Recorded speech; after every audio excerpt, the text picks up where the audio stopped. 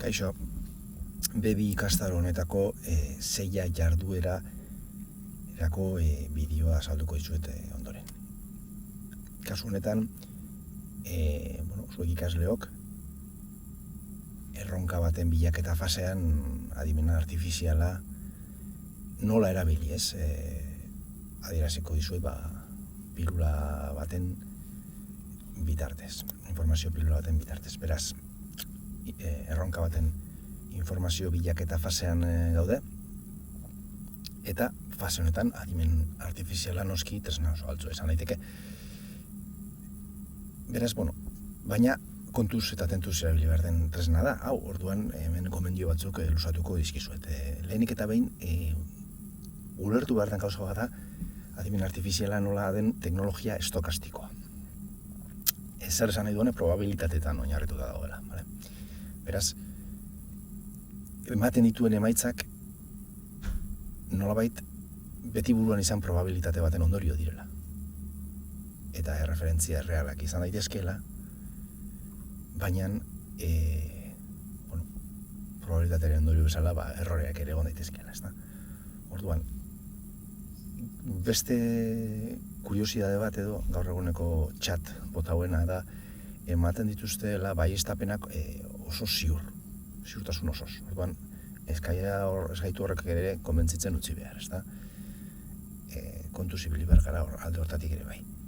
Eta batez ere gure ulermenetik ara dagoen gai batean bagabiltza, alegia zerbait berria da guretzat, ez? Eta hori da normala erronketan gertatzen dena, ez da normala horregatik gabiltza informazio bilaketan.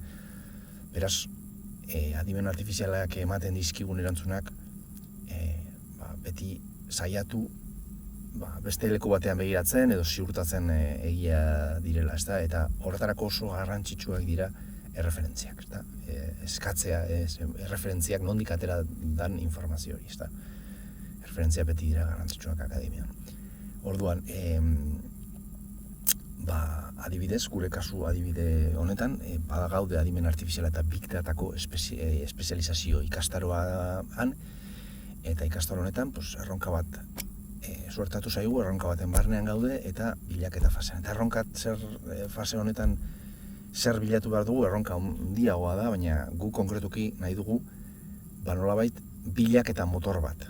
Ezarri behar diogu, ez? Badaukagu adimen artifiziala eta big datako pipeline bat, hor lortu duguna, datuak ekartzea, datuak ordetzea nolabait, baina datu horiei edo azalarazteko bilaketa motor baten beharra izango dugu momentu batean.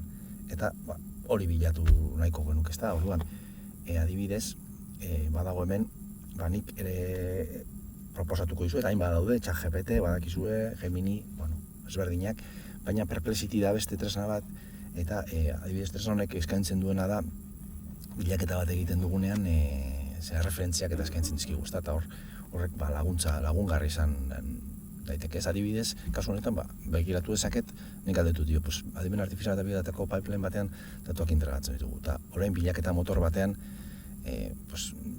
beharko genituzke, bilaketa motor bat beharko genuke, ez da, hauek azalazteko, zein aukeratu dezakegu, ez da, eta berak hemen esaten, hemen daude arkitektura nagusiak, eta gero ikusten dugu, proposamen bakoitzaren atzean, badukagula referentzia bat, Euskal Telekoa edo hemen Esprikoa, eta enpresak elkarrekin, eta horrek ematen digu benetako artikuluak edo idatziak izan direnak, eta bertarako URL zuzena guk hori egiaztatzeko eta kontrastatzeko. Badaude hainbat aukerak, ematen dizkigu gomendio desberdinak, eta hemen joan gaitezke proposamen desberdinak begiratuz, baina beti ere ikusita eta beste referentzia batzuetan oinarrituta. Eta gero baita ere izan daiteke interesgarria bilatzaile desberdinak erabiltzea ere bai, ikuspuntu desberdinak eman dezaketelako, ez da? Eta gero bai puntu bat erabakitzen dugunean, adibidez teknologia bat erabaki dezakegu, ez erabili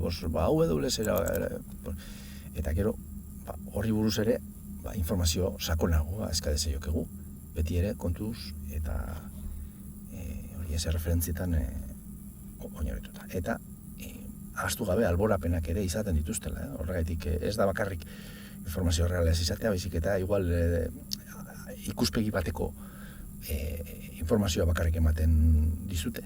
Orduan hor ere kontuz ibili behar.